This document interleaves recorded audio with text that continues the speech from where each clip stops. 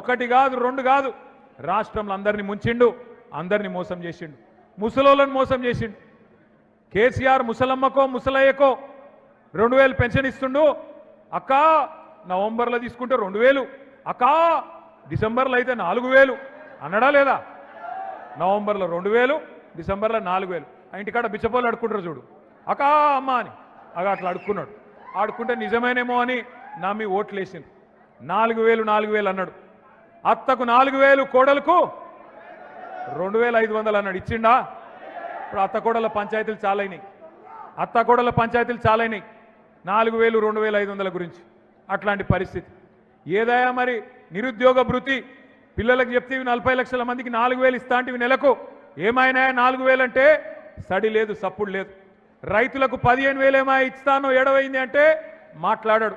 కౌలు రైతుల సంగతి ఏందా, బాగా నరికితివి కదా అంటే మాట్లాడాడు.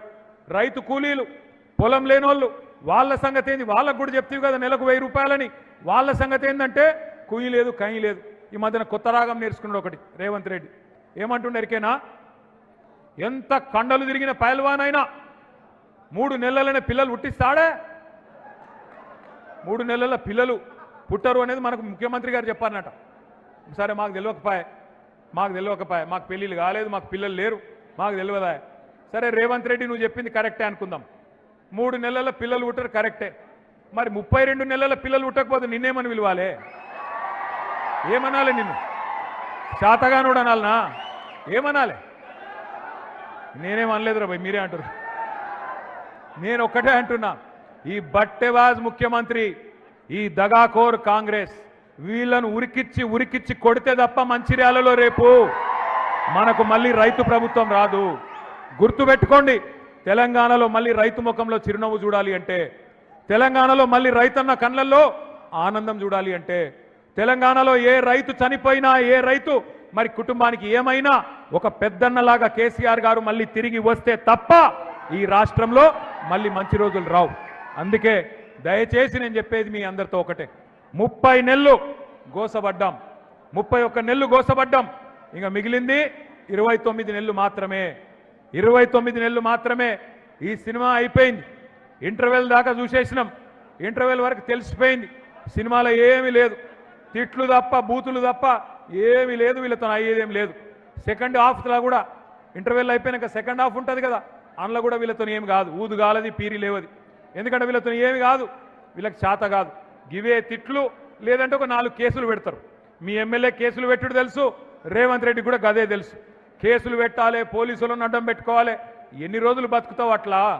అందుకే నేను అంటున్నా, ఇన్ని రోజులు కష్టపడ్డా మా తమ్ముళ్లకు చెల్లెళ్లకు నేను ఒక్కటే మాటిస్తున్నా, మంచిర్యాలలో మిమ్మల్ని ఎవడెవడైతే సతాయిస్తుండో పేర్లు రాసి పెట్టుకోండి, పేర్లు రాసి పెట్టుకోండి.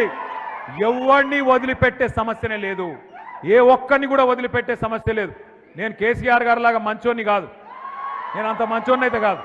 రేపు గ్యారంటీ నేను చెప్తున్నా, మీకు గ్యారంటీ నేను చెప్తున్నా, ఇంకొక 28 నెలల తర్వాత తిరిగి కేసీఆర్ గారు ఈ రాష్ట్రానికి ముఖ్యమంత్రి అయి తీరుతారు. 600 తెలంగాణ ప్రజల ఆశీర్వాదంతో మళ్ళీ తెలంగాణ తెచ్చిన నాయకుడే ఈ రాష్ట్రానికి నాయకత్వం వహిస్తాడు. ఆ రోజు ఈ రోజు ఎవరైతే తోకలూపుతున్నారో అధికారులు వాళ్ళకి నేను చెప్తున్నా, ముఖ్యంగా పోలీసు వాళ్ళు డ్యూటీ చేయండి, కానీ అతి చేయకండి. ఎవరెవరు అతి చేస్తుండ్రో గుర్తు పెట్టుకుంటాం, మిత్తితో సహా. నువ్వు రిటైర్ అయిపోయినా మిత్తితో సహా తీసుకొచ్చే బాధ్యత నాది, మిత్తితో సహా తిరిగిచ్చే బాధ్యత నాది. ఒకవేళ మేము రిటైర్ అయిపోతున్నాం లేదా మేము పారిపోతామంటే 7 సముద్రాల అవతల దాక్కున్నా గుంజుకొచ్చి ప్రజల ముంగట నిలబెట్టే బాధ్యత నాది. దయచేసి నేను కోరుతా ఉన్నా, ఈ దుర్మార్గ రాక్షస ప్రభుత్వానికి అండగా నిలబడకండి, కరెక్ట్ కాదు. ఇవాళ ఉండే ఎమ్మెల్యే ఇవాళ ఉంటాడు, రేపు పోతాడు, కానీ ప్రజలు ఇక్కడనే ఉంటారు, రైతులు ఇక్కడనే ఉంటారు, మా తమ్ముళ్ళు ఇక్కడనే ఉంటారు. పోరాటం ఒడిచిపోదు.